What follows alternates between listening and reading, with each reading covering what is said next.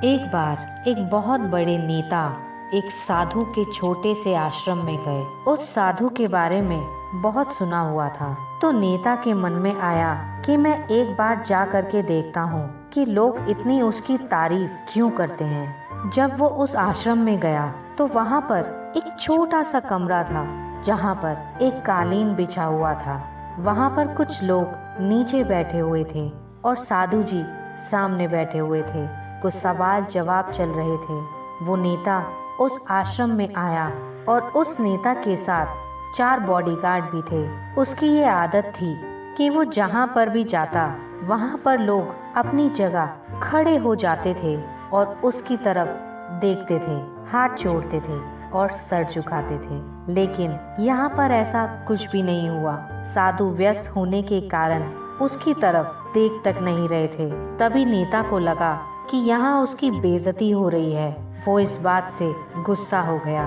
नेता ने थोड़े गुस्से में साधु की बात को बीच में काटते हुए कहा कि मैं आपसे कुछ कहना चाहता हूँ। साधु ने उसकी तरफ देखा और बोला, आप थोड़ी देर रुकिए, पहले मैं इनके सवाल का जवाब दे दूँ, उसके बाद मैं आपसे बात करता हूँ। तब तक आप चाहें तो आप बैठ सकते हैं। बस साधु का इतना कहने की देरी थी, नेता का चेहरा गुस्से से लाल हो गया और फिर उसने अपना सारा गुस्सा उस साधु पर निकाल दिया।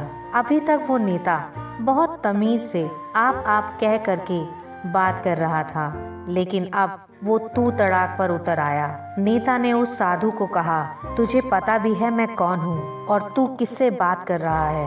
साधु ने उसकी तरफ देखा और कहा, मुझे इससे कोई फर्क नहीं पड़ता कि आप कौन हैं, लेकिन आप जो कोई भी हैं, अगर आप चाहते हैं कि मैं आपके सवालों का जवाब दूं या आपसे बात करूं, तो आपको कुछ देर रुकना होगा। और साधु के यह कहते ही नेता गुस्से से पागल हो गया और वहीं सबके सामने चीखने चिल्लाने लगा, नेता, अब मैं तुझे तेरी असली औकात दिखाऊंगा। तूने मुझसे पंगा लेकर ठीक नहीं किया। तुझे पता भी है मैं तेरे बारे में क्या सोचता हूँ। साधु ने फिर से नेता की तरफ देखा और बड़े ही प्रेम से कहा कि मुझे इससे कोई फर्क नहीं पड़ता कि आप मेरे बारे में क्या सोचते हैं और आप जो चाहें वो मेरे बारे में सोच सकते हैं। फिर नेता ने उससे कहा कि तू चाहे सुनना चाहता है या नहीं, लेकिन मैं तुझे यही सबके सामने बताऊंगा कि मैं तेरे बारे में क्या सोचता हूँ। तू कोई साधु नहीं है, तू एक बड़ा ही घटिया इंसान है। तू एक ढोंगी है, पाखंडी है और यहाँ पर जितने भी लोग बैठे हैं उन सबको बेवकूफ बना रहा है। तेरा बस एक ही मकसद है, इन सब लोगों की जेब में जितना भी पैसा है वो सब तेरे पास में आ जाए। तू अपने फायदे के लिए इन लोगों का इस्तेमाल कर रहा है और अब मैं तुझे नहीं छोड़ने वाला हूँ। पूरी दुनिया के सामने तेरा पर्दाफाश करके रहूंगा। लेकिन उसके इतना बोलने के बाद भी हल्की सी मुस्कान उस साधु के चेहरे पर बनी हुई थी। ये देखकर वो और भी ज्यादा तिलमिला गया और अब नेता ने कहा, बहुत हो गया, अब मैं यहाँ एक भी मिनट नहीं रुकने वाला।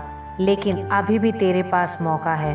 अगर मुझसे माफी मांगनी है या मुझसे कुछ कहना है तो कह सकते हो। इतना सब होने के बाद भी साधु के चेहरे पर एक मुस्कान थी और वो बिल्कुल शांत थे।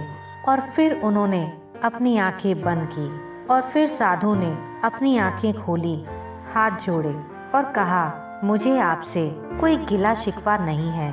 आपके लिए मेरे मन में कोई भी गलत ख्याल नहीं है। जो भी आपने मेरे बारे में कहा वो आपकी अपनी सोच थी, तो मुझे आप में कोई बुराई नजर नहीं आती है। मुझे आप बहुत ही भले इंसान लग रहे हैं। और साधु के इतने कहते ही नेताजी का दिमाग 7वें आसमान पर पहुंच गया था। उसके चेहरे पर एक अजीब सी खुशी थी, क्योंकि उस साधु ने वही कहा जो बाकी सब लोग उस नेता को कहते थे। ये सब सुनने के बाद वो नेता खुशी खुशी उस आश्रम से अपने घर की तरफ चला गया और जाके अपने पिताजी के साथ बैठ गया। उसके पिताजी ध्यान में थे। उन्होंने पूरी जिंदगी सिर्फ लोगों की सेवा की और बदले में कुछ भी उम्मीद नहीं की। तो थोड़ी देर बाद जब उन्होंने अपनी आंखें खोली और देखा अपने बेटे को अपने साथ बैठे हुए, तो उनके बेटे के चेहरे पर आज एक अजीब सी खुशी थी जो आज से पहले उन्होंने कभी नहीं देखी थी। फिर उसने एक एक करके सब कुछ बताया कि आज क्या हुआ, किस तरह वो आश्रम गया और वहाँ पर क्या हुआ, उसने क्या कहा और साधु जी ने क्या कहा।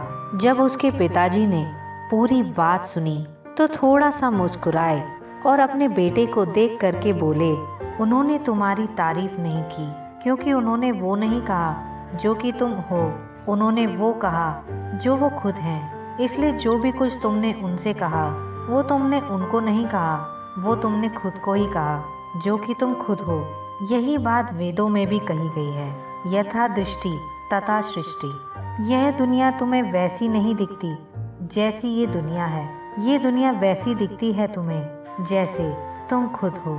जिसकी नज़र जैसी है उसके लिए ये दुनिया वैसी ही है।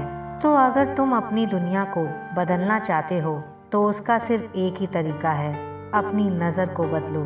चैनल की न्यू अपडेट के लिए चैनल को लाइक शेयर सब्सक्राइब ज़रूर कीजिए। धन्यवाद।